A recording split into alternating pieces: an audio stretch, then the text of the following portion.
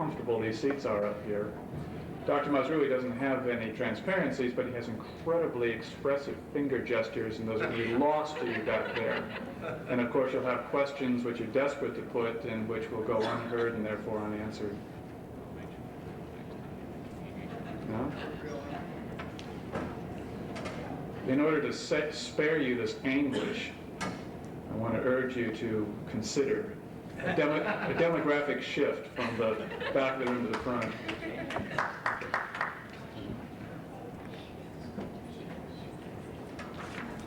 Out in late August. So it's a little warm in here, and we have the doors open. Well, open them all. If someone is directly in the breezeway or gets cold or something, just feel free to go out and close them, but I think try to keep them open if we can.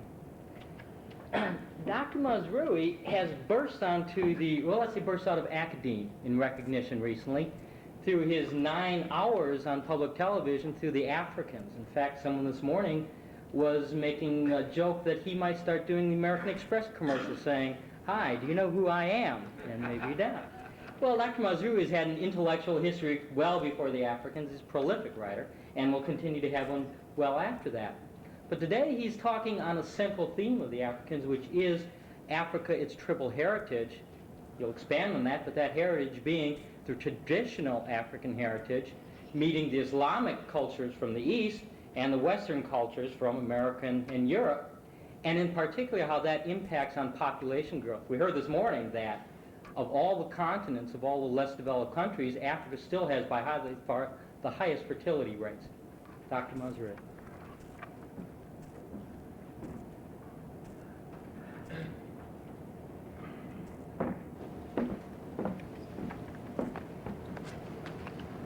Thank you very much. I'm delighted to be participating in this conference, and I have learned quite a bit from the 2 earlier speakers and from some of the contributions from the floor. And I look forward to any interchange which may develop out of the 3 presentations.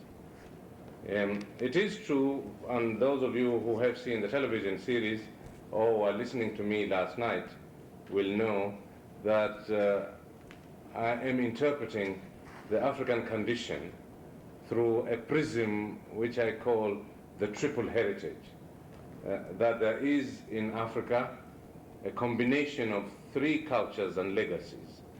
That there is first the indigenous African civilization, then there is the impact of Islam from the 7th century onwards, and then there is the impact of the Western world, which south of the Sahara is relatively recent, but has considerable implications for different aspects of life in Africa.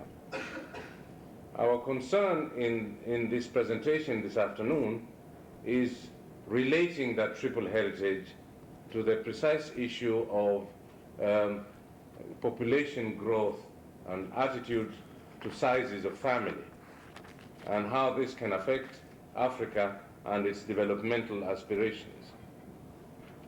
Now, indigenous culture, one of the legacies of the triple heritage, yields a number of values relevant to fertility rates and population growth.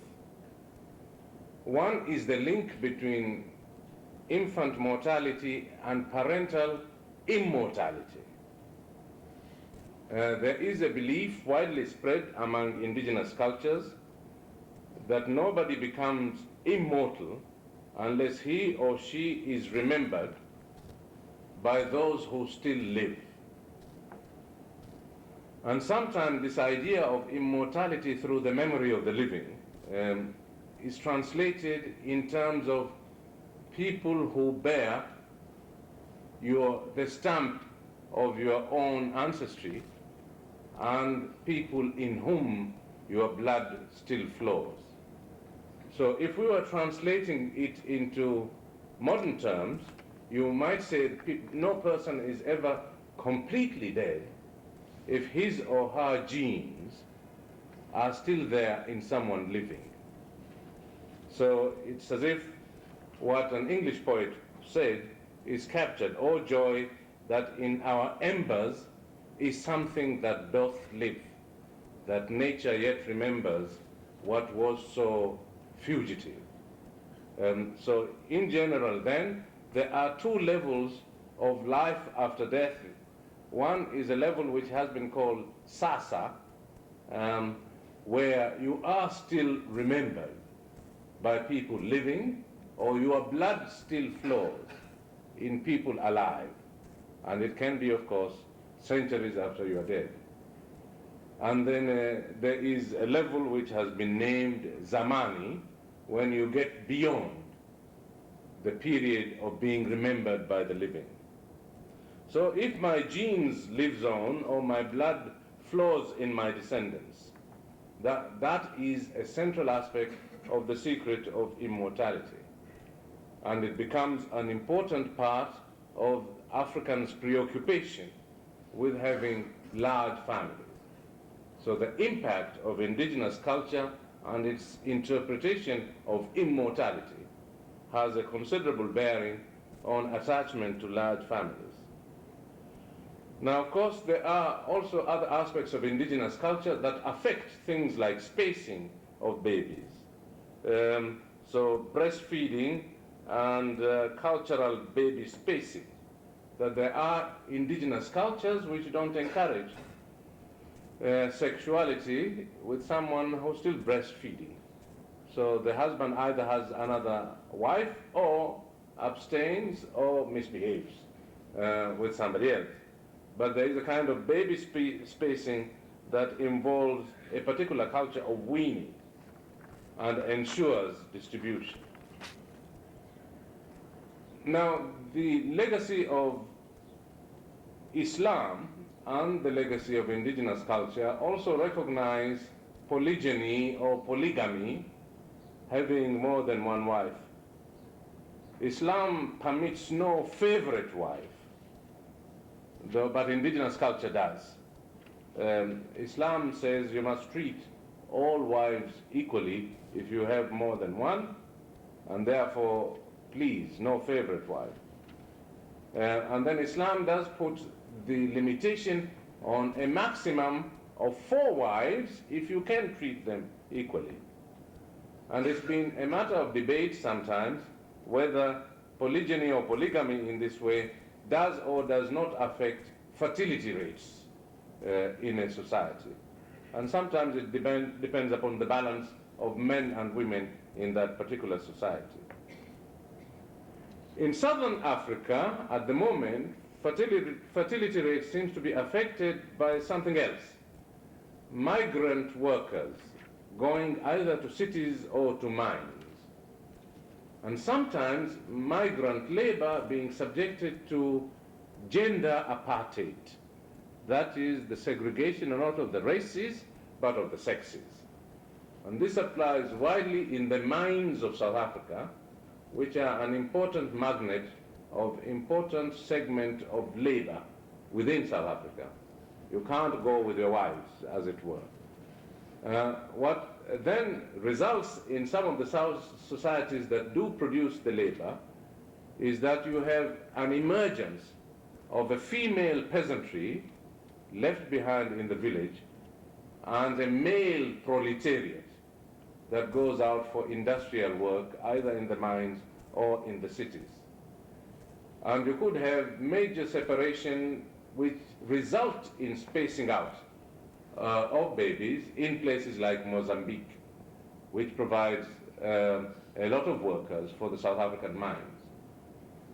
More recently, the Mozambican situation has been aggravated by internal conflicts in Mozambique. So the workers go off to South Africa, work for 12 months, sometimes allowed to remain on for 15 up to a maximum of 18 months, come back into Mozambique. Then, because of a continuing civil war that is taking place there, it has become increasingly difficult to find their way back to their villages, either because railway systems are disrupted by the Mozambique National Resistance, which is a rebel movement, or because buses don't have petrol, or because of other difficulties in transportation.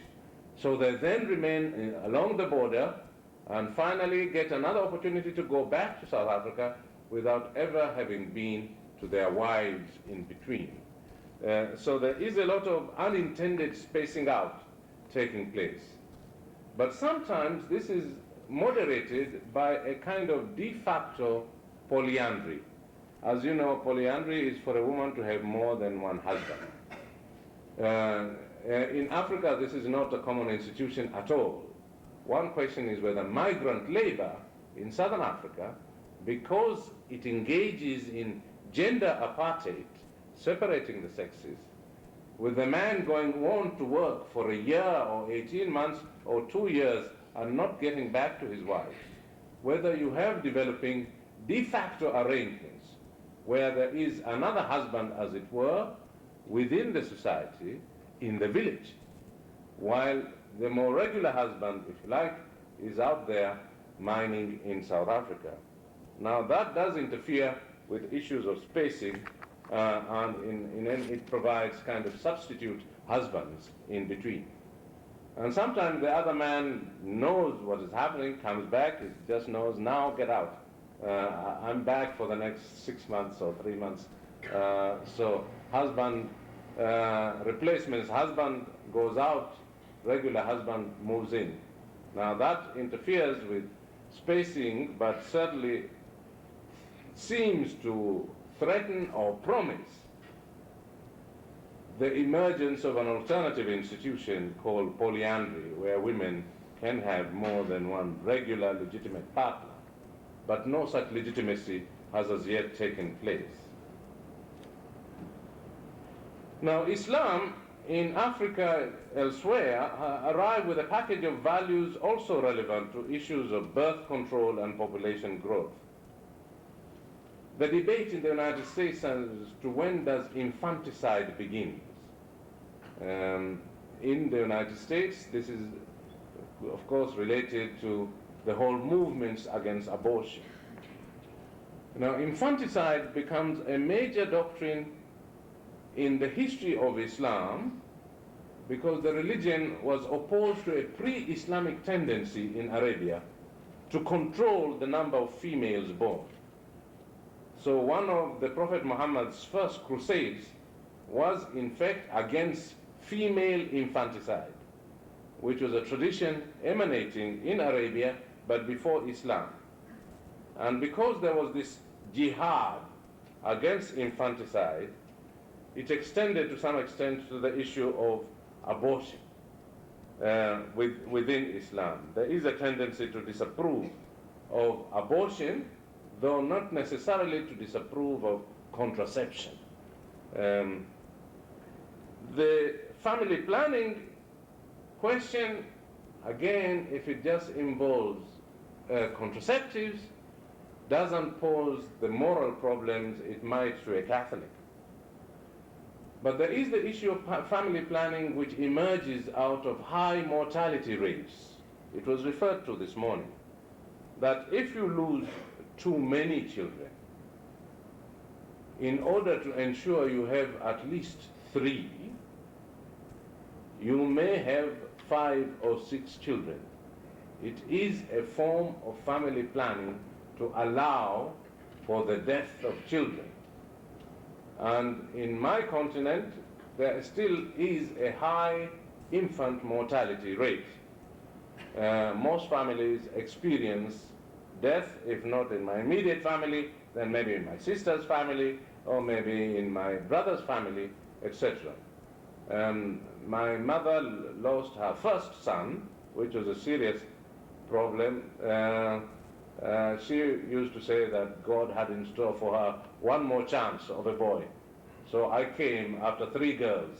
So she had a boy who died, then she had 3 girls who survived, then I came, and she was, of course, very protective of my health because of this nearness of the death of little kids. So anytime I had malaria, it was a major concern, and I had malaria many times as a child.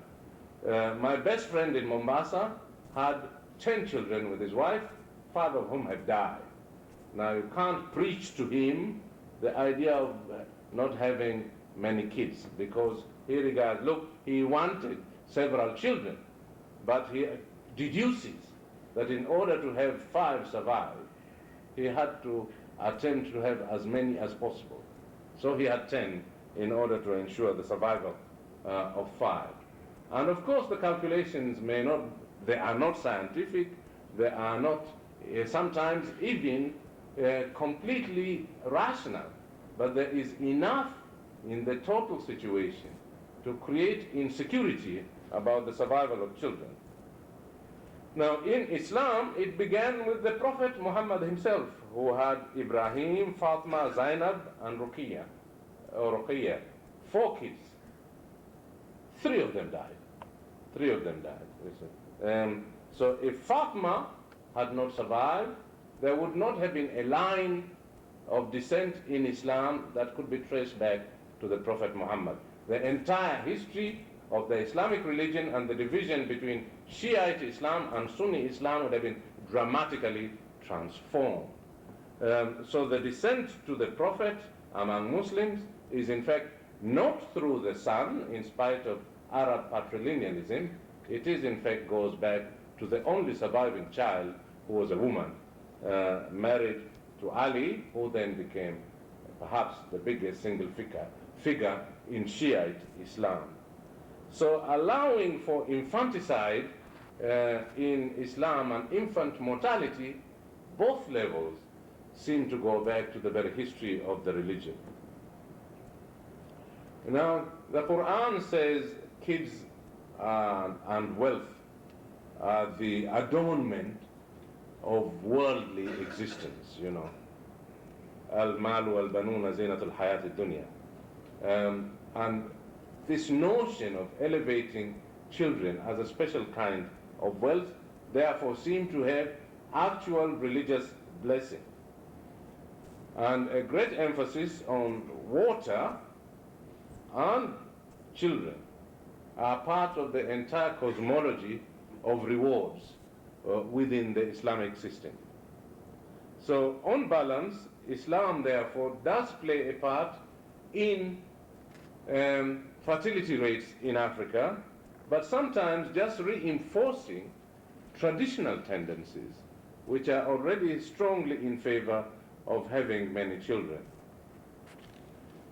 The third legacy, Western capitalism and Western culture generally. Well, at first glance, there's one aspect which at least Western Christianity discourages, that's the polygamy side. And then among Africans who are Catholic, the Catholic Church reinforces the tendency towards many children.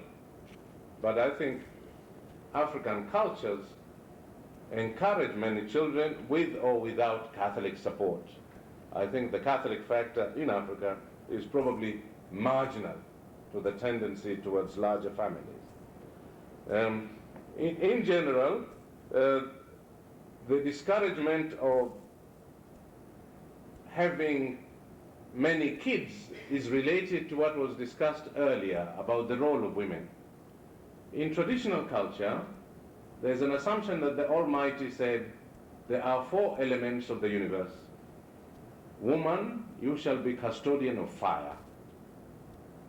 Woman, you shall be custodian of earth. Woman, you shall be custodian of water. And I, God, will take charge of the omnipresent air.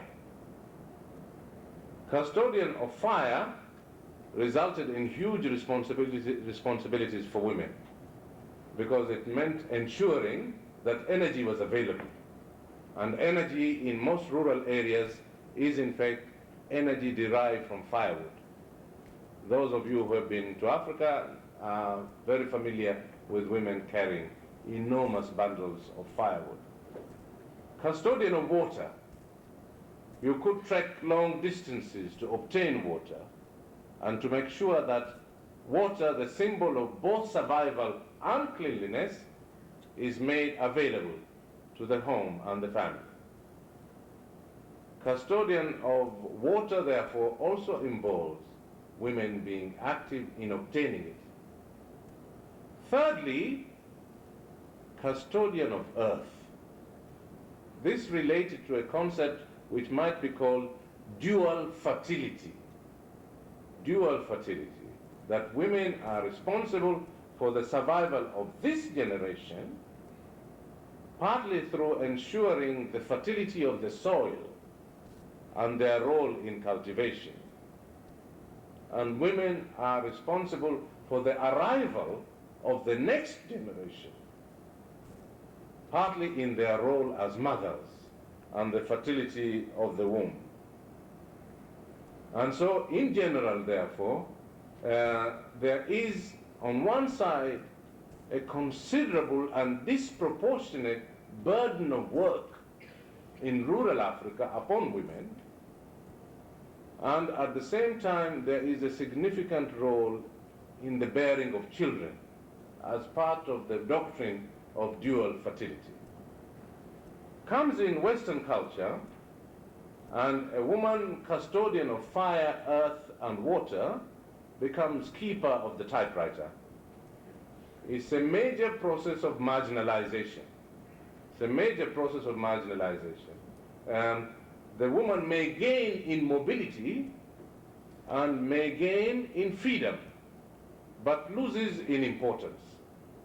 The new roles that they're acquiring as a result of the impact of Western culture are in fact roles which reduce their significance, even if they also increase their importance, that increase their freedom and reduce their significance. And of course, moving towards keeper of the typewriter very often does result in lower role as mothers.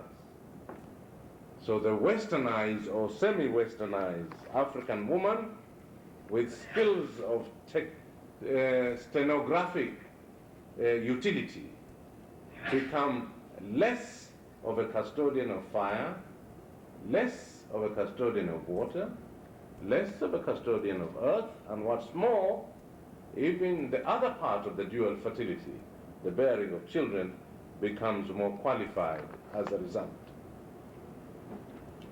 As for the impact of Western culture in the survival of children, well, African culture favors the arrival of children, but doesn't always help them survive. Western medicine helps the survival of many more children than would be the case. And so, in general, in Africa, the combination of the two cultures, African and Western, has contributed to precisely the situation we have of an Africa which has a particularly rapid pace of growth in population. And my country, which is regarded to be the leader in the world in fertility rates, Kenya, I think it's not because we make babies more than we did before. I don't think it's because we make love more often than we did before, or we marry more often than we did before. It is because the precise combination of Western medicine and African inclination towards large families has resulted in higher levels of survival for the kids we produce than might otherwise have been the case. And it's partly because of that that I think the surest way towards winning population planning policies in Africa is not through attempting birth control, is through attempting death control, is towards moving to ensure more children survive. If you ensure that more children survive, you might create the level of self-confidence that enables parents to have fewer children without worrying whether there will be any to look after them in old age. I had a phone call the other day from the head of UNICEF. He was keen I should go to Dakar, where they were about to have a meeting with African intellectuals. He said part of this death control business is relatively modest. You just introduce measures that immunize more kids, that millions of kids die every year from things like diarrhea and measles and whooping cough and malaria. And some of those diseases are easily controllable without large-scale expenditures. And Jim Grant, the head of UNICEF, seems to believe, and I accept his word for it, that with just a little push, we could cut down the level of infant mortality in Africa and the level of death of kids more generally by a third pretty soon, and before long by a half. Now, in this case, you could create an inclination to have fewer children in Africa once it's demonstrable that those who are born do in fact survive. As for the issue of competition between ethnic groups in Africa, that also affects the popularity of family planning or lack of popularity. Even in situations where you don't really have liberal, competitive political systems. In my country, in Kenya, every so often there is a scare. The Kikuyu think somebody is about to introduce unwanted contraceptives. The latest scare this year concerned milk. President Moi, who is not a Kikuyu, had ordered previously the distribution of milk in schools to ensure that better nutritional standards for kids who might not get milk at home. The president probably had the best intentions in the world. Before long, rumors started, and especially this year, that something was inserted in the milk to reduce the capacity to produce babies among the people of Central Province of Kenya. So the politics of the situation resulted in large wastage of milk, kids running away as soon as the milkman arrives, wondering whether they were going to be denied the boom or the capacity to be mothers, etc. And all because the tensions of the politics of ethnic competition create profound distrust in our societies on issues of population control in relation to ethnic rivalry. Let me conclude with the issue of whether AIDS as a problem in our societies in Africa is also going to affect the interplay of the triple heritage in relation to population. The present estimates are that in about a decade, Africa will lose 1 million people through AIDS. It sounds horrendous, but in reality, 1 million kids die of malaria every year. Not in a decade, but every year. That several million die of diarrhea every year. But it does mean AIDS is an additional killer on top of the killers we already have. And as you know, the problem is spreading.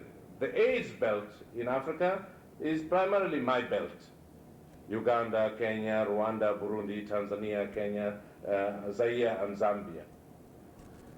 And victims are very often rather young people, in late teens, in their 20s, etc. There are calculations which worry about the scale of potential, though at the moment some of those may be actually more alarmist than is justified by the figures. The figures are small by absolute standards. The question is, will the scare affect fertility rates in any significant way in Africa? So 1 million deaths in a year for this particular, in 10 years, by African standards is not all that dramatic, considering how many die by other diseases. But nevertheless, is the scare and the drama of AIDS going to affect lifestyles sufficiently to affect fertility rates? You know, there was a big debate about origins of AIDS, and a few Westerners were irresponsible enough on almost non-existent evidence to attribute the origins to Africa. We don't really know the origins of the disease. They might just as well have originated in a laboratory in the United States. It could have started in some laboratory at Stanford or Columbia or here in Richmond or in the atmosphere We just don't know. The trouble is the very hasty conclusion, it started in Africa, created among African governments a reluctance to cooperate with people more genuinely concerned about health. And it's only in recent years that governments like that of Museveni in Uganda and Kaunda in Zambia have become more cooperative in promoting educational purposes. Now, there are a number of things in normal cultural patterns in Africa which might be affected if the scare becomes really dramatic. One is male promiscuity. Yeah? African men are quite often promiscuous. And where monogamy, legal monogamy, is actually endorsed, random promiscuity is more likely. So in a way, one effect of the scare of AIDS could be to reinstitute legal polygamy, because sexual pluralism with partners that are specific and regular is safer than sexual promiscuity with partners that are random and that you acquire when you're visiting a particular place briefly. So legal polygamy may be reinstituted, giving a tendency for African males for sexual pluralism, where Christianity has instituted legal monogamy. There is a regular wife, yes, but the other partners tend to be random rather than partner specific. Then bearing many children may be a problem, partly because in African hospitals, very often those women who have had a lot of births sometimes need blood transfusion. And there have been a lot of cases of infection through blood transfusion. And in African situation, maintaining a check on whether the blood is AIDS-free is often much more difficult than is the case in the United States. A third problem concerns availability of condoms. I don't know how many of you realize, but more than a quarter of the total condoms used in the world are used by Japanese. 27% of the condoms used in the world are used by Japanese. There are only about 100 million Japanese in a world consisting of 5 billion people, but for some reason they have a disproportionate utilization. 1% only of the condoms used in the world are used in Africa and the Middle East. And in many African countries, they don't exist, can't be afforded, can't be afforded. Condoms require still foreign exchange in money, and until recently, nobody regarded that as a priority in Uganda in its present conditions. Perhaps you may use your own condom more than once after washing it out, but that's no protection against AIDS from that point of view. So that creates problems later on. So large families and immunization against the diseases is also a problem, where you are not doing enough checking on the needles used for immunization. So as we attempt to immunize against diphtheria and against whooping cough and against the other diseases that are bigger killers, there is a serious risk that we may in fact be handling another deadly disease, AIDS, and distributing it more widely. So fear in Africa for AIDS could have important consequences. Another area of life is female circumcision in Africa. Now there are, of course, people who feel we ought to abolish it. Where we don't abolish it, there is a risk that it may form part of the spread of disease. And those societies that do female circumcision on a grand scale, there are different degrees of female circumcision, you do run the risk that years after the circumcision, the woman may have laceration during sexual intercourse, which is one of the methods of transmitting the disease if we don't look out. So in general, therefore, we are faced with the new AIDS pandemic or epidemic with serious challenges to many traditional institutions, and challenges which include implications for motherhood, implications for sizes of families, and implications for the growth of population in Africa. But in the final analysis, if I might conclude, something is still not yet desperate in Africa, and the ultimate proof is precisely our population growth. You know, the Calvinists used to look for a sign that I'm among the saved. They believed in predestination. What is the proof that I'm among the saved if I'm already predestined? The argument goes, the proof is earthly success if you do it within moral restraints. So, capitalism was born, partly because Protestantism encouraged the belief that saving money, reducing consumption, investing, and then finding that you are in fact succeeding might be a sign that you are among the saved. So for the Calvinists, in classical terms, prosperity in the economy becomes a sign of salvation. In our case, it is perhaps not that, but the sign that we might be among the saved, for the time being, consists in precisely our capacity to maintain a continuing and ever larger generation of Africans, in spite of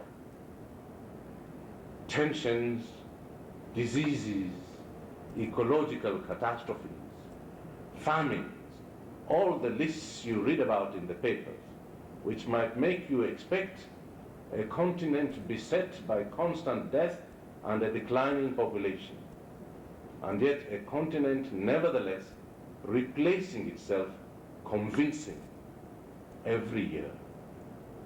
What is the sign that we are among the saved? Not prosperity, because we don't have it. Not productivity, because it's declining in material terms. But human procreation at this stage of our history. That the babies come, and that part of immortality, which relies on being remembered by the living, finds fulfillment, temporarily at any rate, in the abundance of a human presence in our continent.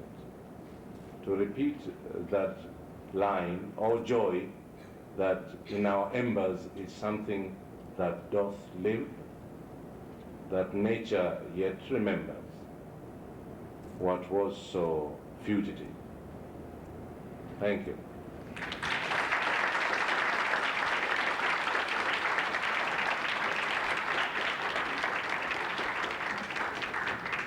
I think we have ample opportunity. We have about a half hour for fielding questions for Dr. Mazrui.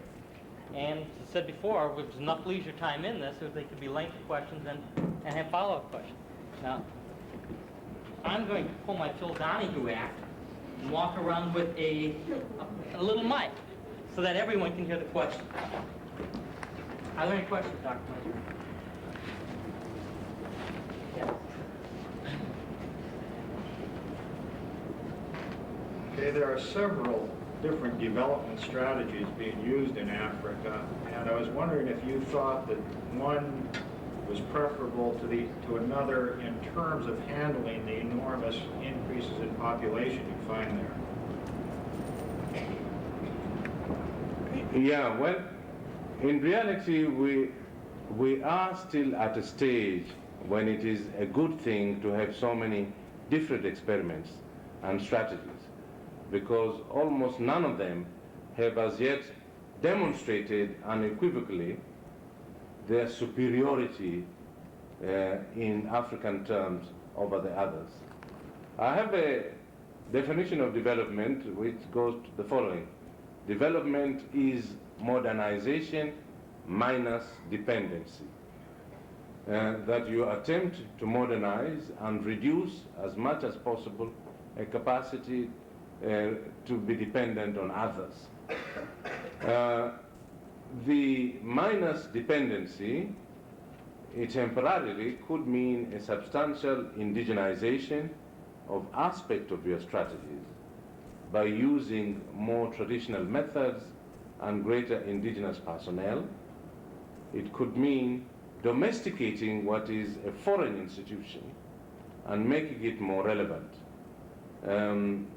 I lived in Uganda for 10 years. For quite a while, our university was a foreign institution which was not adequately relevant for Ugandan needs. So you need to make it more relevant. Thirdly, you need greater diversification in what you produce, where you sell it to, what techniques you utilize. Fourthly, you need a strategy of what I call horizontal interpenetration, which means dealing with each other in Africa, and third world countries dealing with each other across the continent, dealing with India more than we deal with Belgium, dealing with Brazil more than we deal with Germany. And finally, among my strategy of getting rid of this dependency is what I call the strategy of counter-penetration. That is beginning to counter-penetrate the citadels of power, increasing our influence upon the United States, for example, as well as reducing the influence of the United States upon us. That's the strategy of counter-penetration. And of course, the balance from the point of view of population may have to be worked out carefully. As I indicated, indigenization may mean having many children, but if it doesn't respond to other imperatives, there may be less effective implementation of other strategies within the package.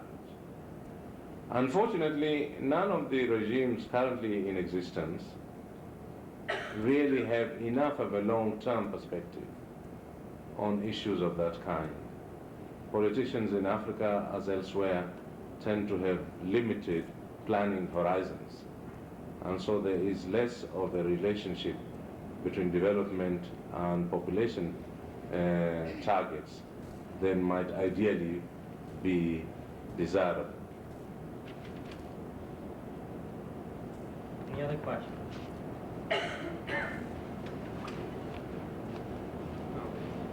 If I could ask you to project ahead for the next 17 years, Kenya's future, and I say 17 years, because that's the amount of time that the population of Kenya should double, given current trends, what do you foresee?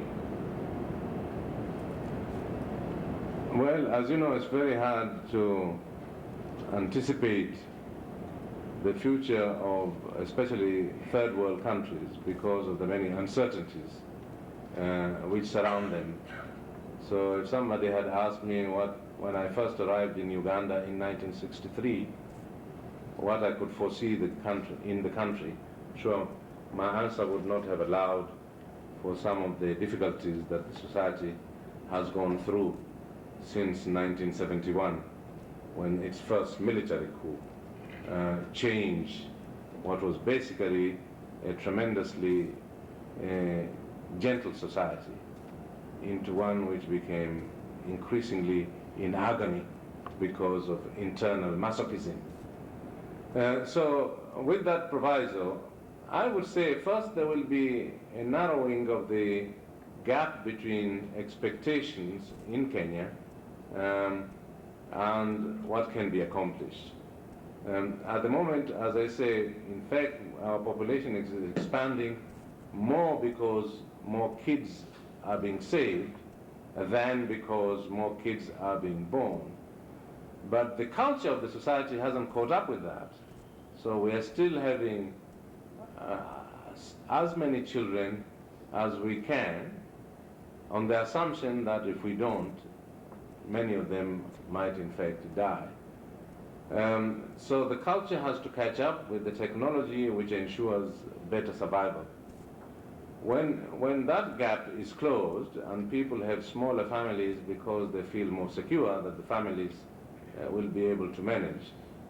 Then I think a healthier equilibrium between what we have available in Kenya and our prospects for population expansion will have been established.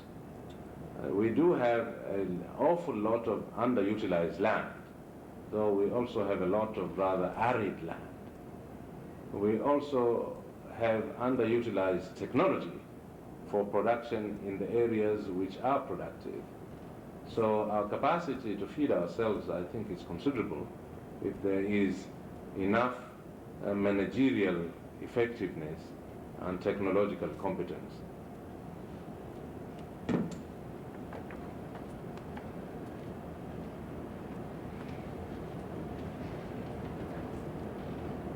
I'm curious to hear more about the working of polygamy historically within African society, and specifically, statistically, one expects a society to have roughly an equal balance of men and women.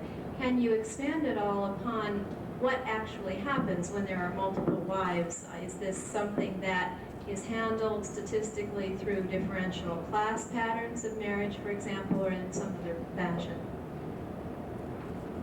Yeah, well, it's true that there are variations in African societies. There are African societies that do have an imbalance between men and women, significant imbalance between men and women, indigenously caused. Then there are African societies which have an imbalance because a significant proportion of the men go to work elsewhere. The cases I was referring to of Southern Africa, where in places like Swaziland, which is a small African country, such a high proportion of the men in many years take off to work elsewhere, that there is in this case, not indigenously caused, but caused by the wider environment of the region and the magnet of more prosperous societies. I notice there is anxiety in Germany right now about a growing imbalance with, in this case, a surplus of men over women in Germany, which seems to be broadening. Now that is indigenously caused, but as a result of areas of modernization, which seem to result in greater survival of male kids than might have done 100 years ago, and where the effect is being felt now. On the whole, though, I don't think polygyny or polygamy has really been due to a precise calculation as to what is the balance of men and women.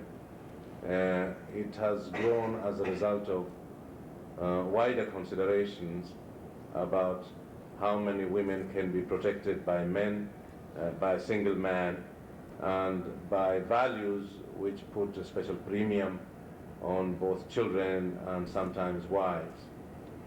I lived in a family with my father, when I was growing up, had 2 wives, but most of the time they were in separate homes, one in the country and one in the city in Mombasa. My biological mother was in the city, and my father was with her during the working week. And then on long weekends, every weekend in reality, we would go to my other mother. My father wanted to be sure I was with him, so I lived with both women. So during the week I would be with my biological mother. During the weekend I would be with my other mother, until the last days of his life. Then both women lived together. Ties become very strong. For example, my other mother is still alive. My father died in 1947, you see. My other mother is still alive. In between, she married again. My ties with her are still sufficiently strong that I consider myself responsible from my check every month to make sure there is a proportion for my mother. She was not my biological mother. My biological mother died in 1972. So they do develop strong ties within these polygamous families, which are sometimes underestimated by Western observers, including by missionaries when they first arrived. It is an institution which is much more alive again than people realize, but it's still a small minority of the population that is in fact polygamous.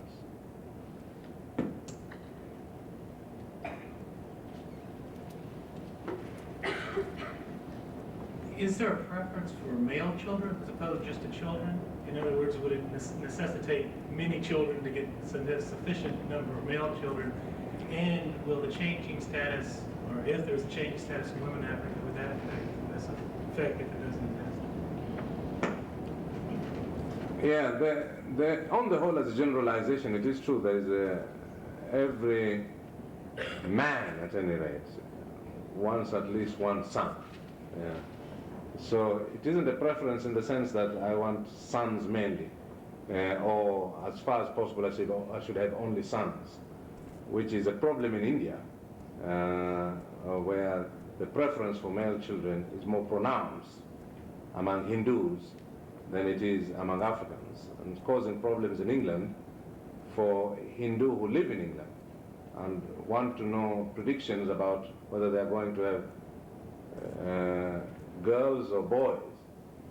And hospitals have started discriminating on issues of information about probabilities because there is a high incidence of abortions if the news is that the baby is probably going to be a girl. So in Africa it is not as pronounced, but it is strong. But in addition, there's an additional variation, and the variation includes matrilineal societies. There are societies which trace descent through the mother rather than through the father. This would be true, for example, in Ghana with the Ashanti, who are in many ways the most influential single group culturally within the country. So they are not patrilineal, and in those societies where the descent is through the mother, while every family will still want at least one son, you have a modification of that preference. Every family would also like at least one daughter. So though the reasons for the two preferences are very different. I should add one factor about likely future of role of women in the political process. At the moment, there is no African head of state who is a woman, African head of government. There is something happening in Asia which creates an interest in me. And this is what I call female succession to male martyrdom, a situation where a male is killed and a woman immediately becomes much more visible and then perhaps ascends to the pinnacle of power. The latest is Mrs. Aquino in the Philippines. I'm sure most of you in this room, including myself, would probably have heard very little about her if her husband had not been killed. Once her husband had been killed, she really moved up to high visibility and later became president of our country. Mrs. Bandaranaike in Sri Lanka also came to power because her husband, Prime Minister, was assassinated. She's still a major force in politics, though at the moment not in power. Mrs. Indira Gandhi, her father, Pandit Jawaharlal Nehru, was not killed, but he had been such a major figure in India. By the time he died, Indians wept openly. Indira Gandhi ascended to ultimate power on the credentials of being the daughter of Nehru. In Latin America, we've had Isabella Perón, who also became president partly on the credentials of a male relative, her husband. So the question which has arisen is, Africa as the third part of the third world, is it going to have a similar case of female succession to male martyrdom as one restricted and limited but nevertheless important route to supreme office for a woman? It didn't happen with Mrs. Sadat. partly because Anwar Sadat was less of a heroic figure in Egypt than Westerners preferred to believe, and partly because Mrs. Sadat had her own critics in Egypt anyhow. The strongest candidate of female succession to male martyrdom on the horizon is probably Winnie Mandela, the wife of Nelson Mandela, the South African leader, who is at present in jail. Winnie Mandela is already becoming a major political force in her own right, and internationally she's gaining increasing recognition, including her election 2 or 3 weeks ago by the University of Glasgow as the provost. So if Nelson Mandela is either too ill or too old to lead, there is a strong possibility that Africa's first head of government in the 1990s, I believe, will in fact be Winnie Mandela. What effect that will have on population policies in a country and a woman prime minister or president in Africa is one of the tantalizing questions for the future.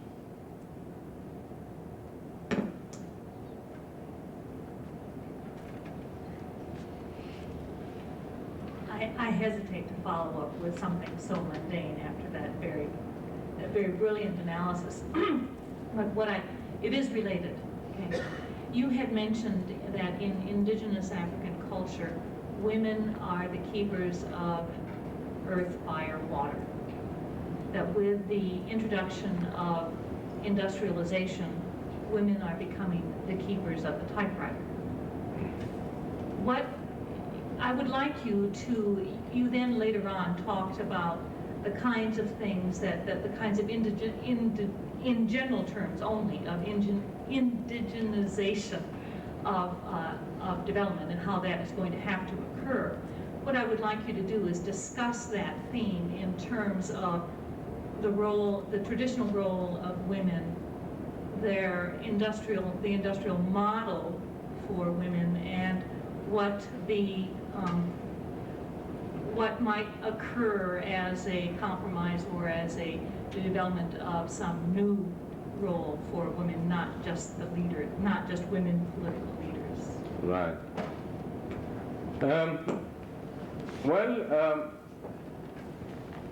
There are several processes of which I just referred to the typewriter, which have tended to result in the marginalization of women, even if sometimes it means that they are more mobile or more free, but less important. One is definitely the nature of the Western education that is being made available to women, which tends to push them towards the service sector of African societies and away from the centers of production in African economies. And the typewriter is just one illustration of that kind of trend. Secondly, the internationalization of African economies, so that when the economies were primarily domestic or sub-regional, you have women as major actors in the marketplace and as major participants in distribution and exchange. But as you begin to have dealings with General Motors and board of directors, etc., the economy becomes more male-dominated. So women participation in the game of capturing international markets is much smaller than in the game of sub-regional and domestic markets. So internationalization has tended to have that effect also in this situation. A third process which has come with Western culture, which results in marginalization of women, is in fact mechanization. So if you see a woman a farmer using the hoe, then you know that it could be a woman. If you see a farmer using a tractor, then the probability is a man, you see. Or to say it in verse, or doggerel, you see. When you see a farmer on bended knee tilling land for the family, the chances are it is a she. When you see a tractor passing by and the driver waves you high, the chances are it is a he. So mechanization itself increases also male domination at present stage of African development. Now, in a way, you ask, but what do we do about it, you see? Well, one is first to come to terms with issues like custodian of fire and earth.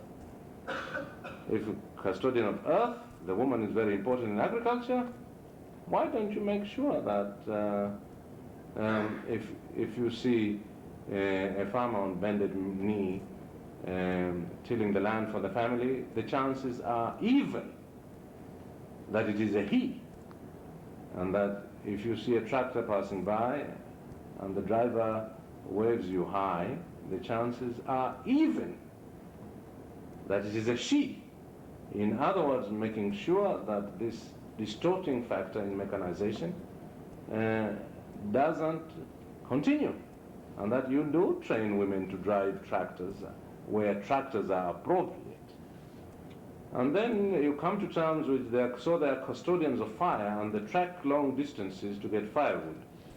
Sometimes simple changes in the stoves they use can cut down dramatically the amount of firewood they need to collect, because many stoves in Africa are energy wasteful. Yeah. They're very open stoves, and simple changes in the stoves they use could cut down how much firewood they need to get, therefore could cut down how many miles they need to trek, you see. And of course you can make water much more easily available than is the case if a society regards boreholes or piping as a higher priority than some of the other things we spend our money on in Africa.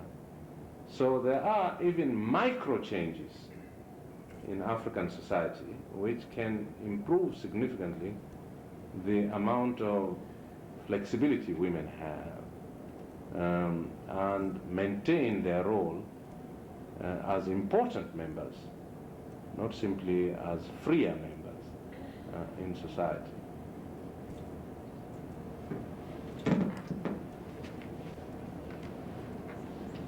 For those young people who remain on the farms, what kind of training do they get in the schools?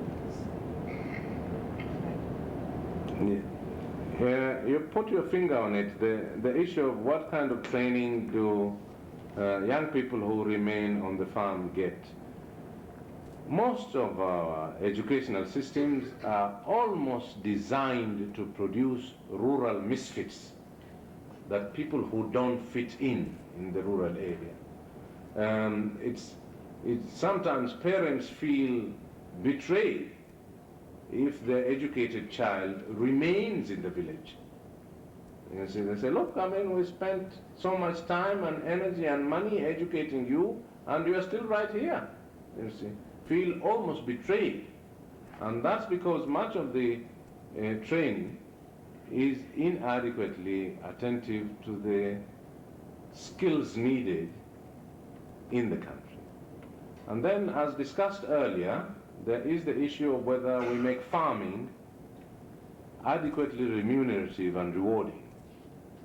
And if you don't, then the young people will pursue the sort of training that will take them out of farming. And most African governments have not yet solved the problem of making farming sufficiently attractive. The World Bank or the International Monetary Fund says, well, do something about the pricing system to make sure they get the right amount. Now that is one of the few things where I agree with them, that make sure they get more of the money than they would otherwise do. I disagree with the notion that the pricing system is enough by itself. You really need to commit more resources to making rural areas relatively attractive in their own right, not just in terms of what the individual farmer earns, but also in terms of what lifestyle is available for young people there. So to summarize, the training system is wrong. It creates rural misfits almost by design, so that anybody educated must go to the city. The rewards of farming for the individual farmer are still very restricted and inadequate. And thirdly, we don't spend enough to make the quality of life in rural areas worthy of pursuing and making the rural areas worthy of continuing to be attached to.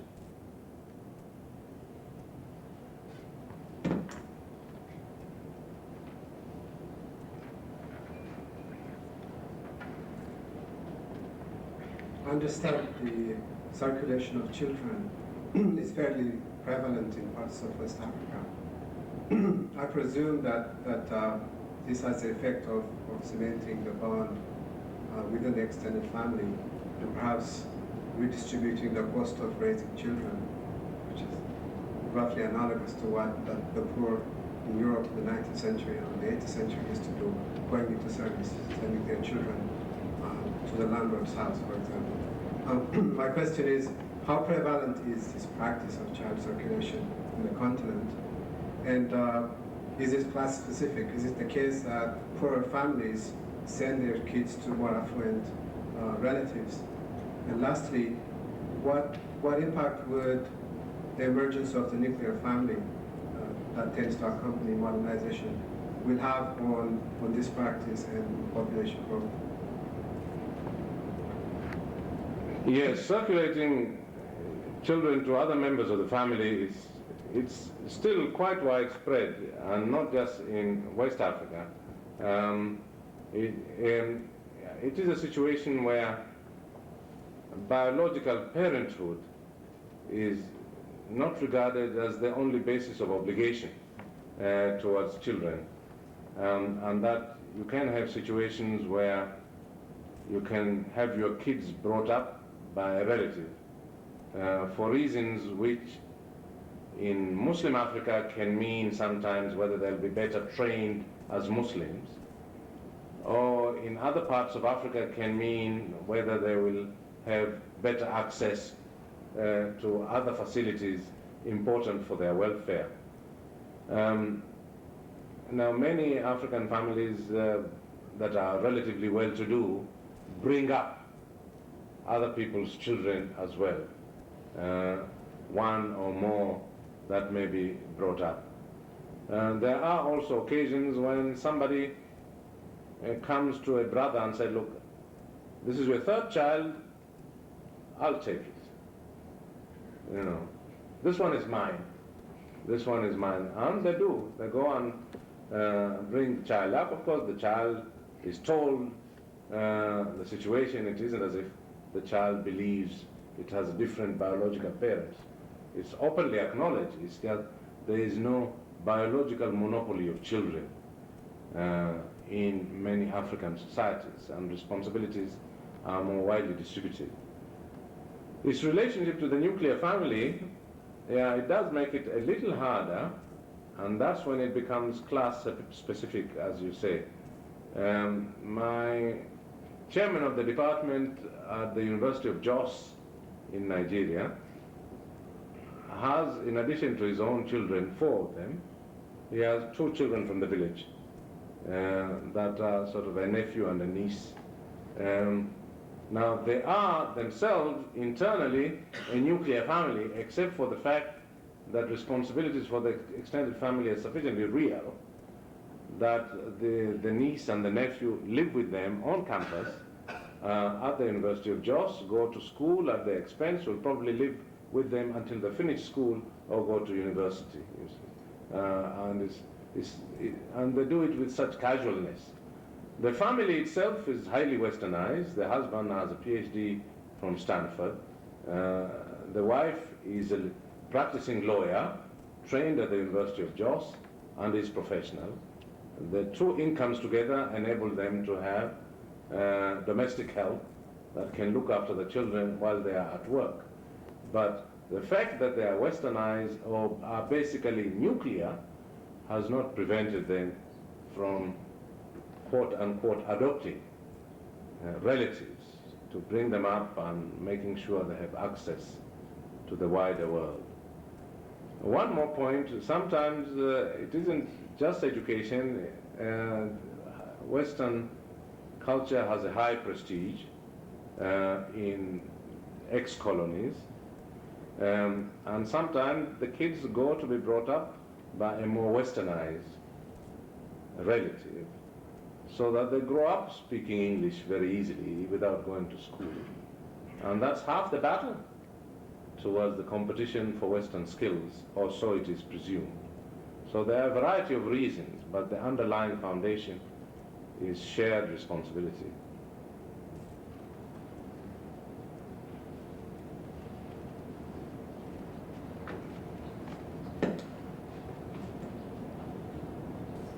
Thank you, sir. You earlier on called for, or made a statement that development equals modernization minus dependency.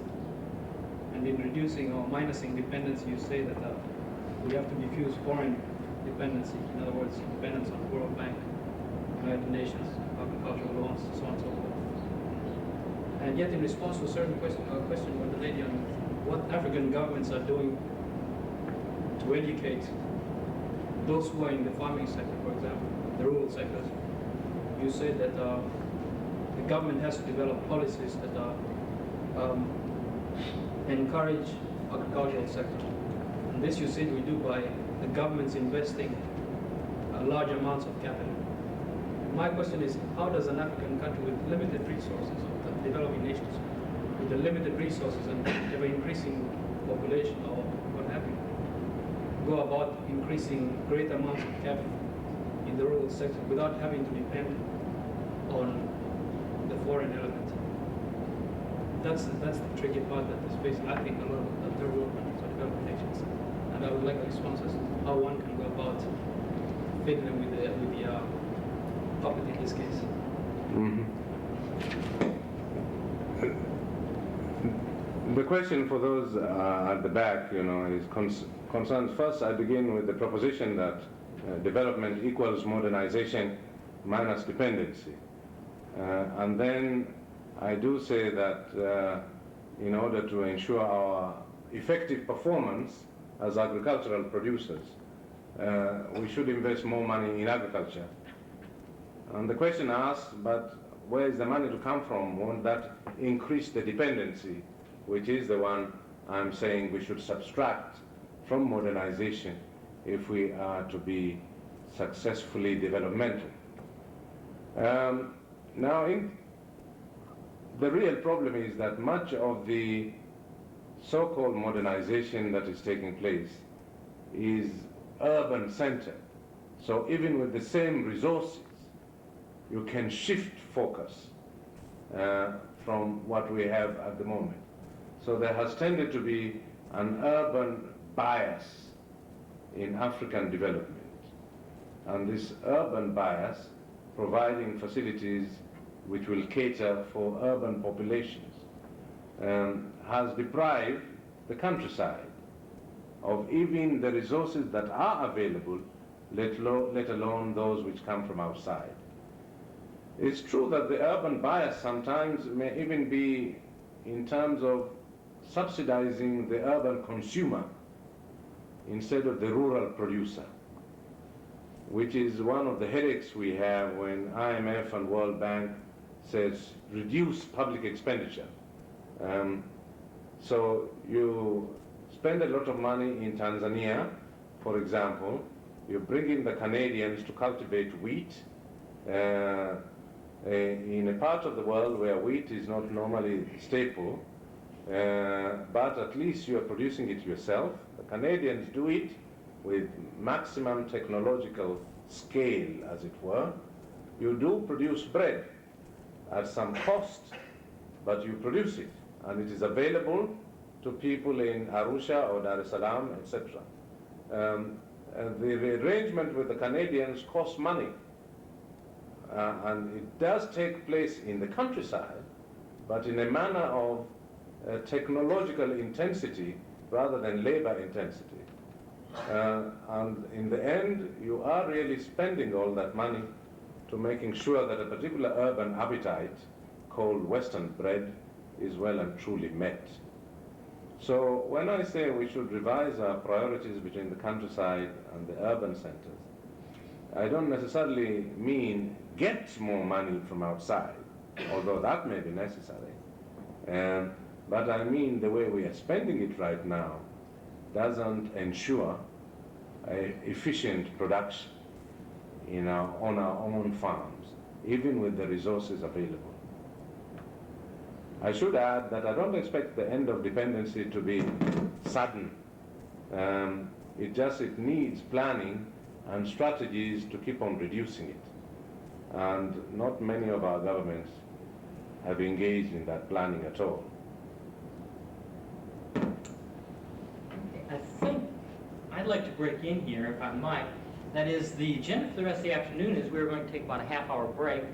Then we're having an open-ended panel discussions. We'll bring all three of the speakers up here, and we'll have discussions between them, among the audience. It's open-ended, so there is no specific topic. And if you could hold your questions till then, that might lead it off. So we'll take about a half-hour break. There are some refreshments out in the atrium again.